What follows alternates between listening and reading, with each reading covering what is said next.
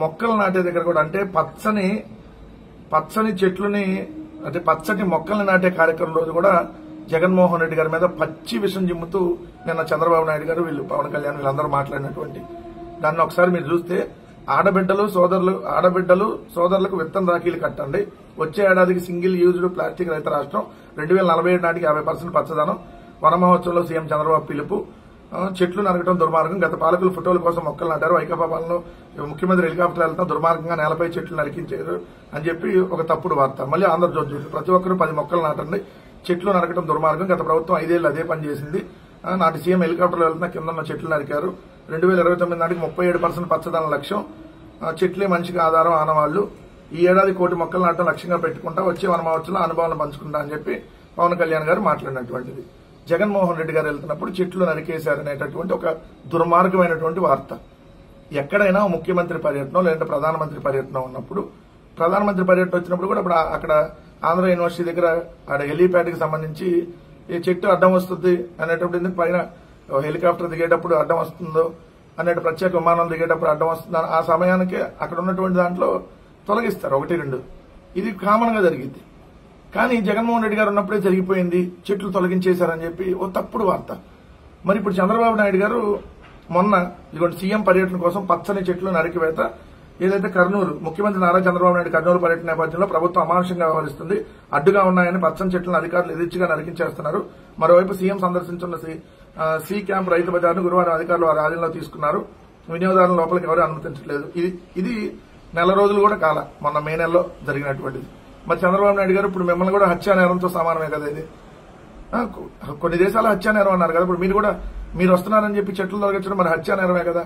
అట్లానే చూస్తే మొన్న ఏది కోనసీమ జిల్లా వెళ్తే అక్కడ కూడా రోడ్డు పక్కన ఉన్న చెట్లన్నింటినీ కూడా నరికించేసినటువంటి పరిస్థితి చంద్రబాబు నాయుడు గారి పర్యటన కోసం. అలానే మీరు చూస్తే ఇప్పుడు తెలుగుదేశం పార్టీ నాయకులు డబ్బుల కోసం నరుగుతున్నారు చెట్లను. చూడండి, తగ్గేదేలే అంటున్న పుష్పరాజులు ఏదైతే గోపాలపురం నియోజకవర్గం దేవరపల్లిలో ఇష్టారీతిలో చెట్లు నరికివేత, పల్లంట రహదారులను పోలవరం కాలువ గట్టుపై పుల్లును తరలిస్తున్న ట్రాక్టర్ తెదేపా నాయకులు ఉన్నారా అని చెప్పి ఈనాడే క్వశ్చన్ మార్క్ పెట్టి రాసినటువంటి పరిస్థితి. టన్ను 3,000 ట్రిప్ 30,000 అని చెప్పి. మరి దీనంతకి ఎవరు కారణం? అసలు మీకు మాట్లాడేటటువంటి అర్హత ఎక్కడుంది? First point. ఎందుకంటే ఇప్పుడు కృష్ణానది కరకట్ట మీద ఒక అక్రమ కొంపలో మీరు ఉంటున్నారు, అక్రమ నివాసంలో.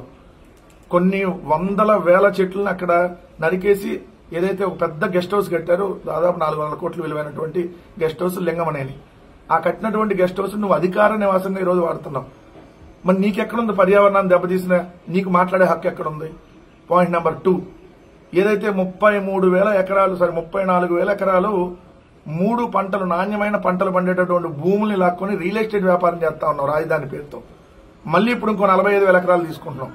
ప్రభుత్వానికి సంబంధించి 20,000 ఎకరాలు, మొత్తం 1,00,000 ఎకరాలు 3 నాణ్యమైన పంటలు పండే భూములను తీసుకుని పచ్చటి భూముల్ని నాశనం చేసిన ఓ దుర్మార్గుడు చంద్రబాబు నాయుడు. నీకు అసలు మాట్లాడే హక్కు ఎక్కడుంది పర్యావరణం గురించి?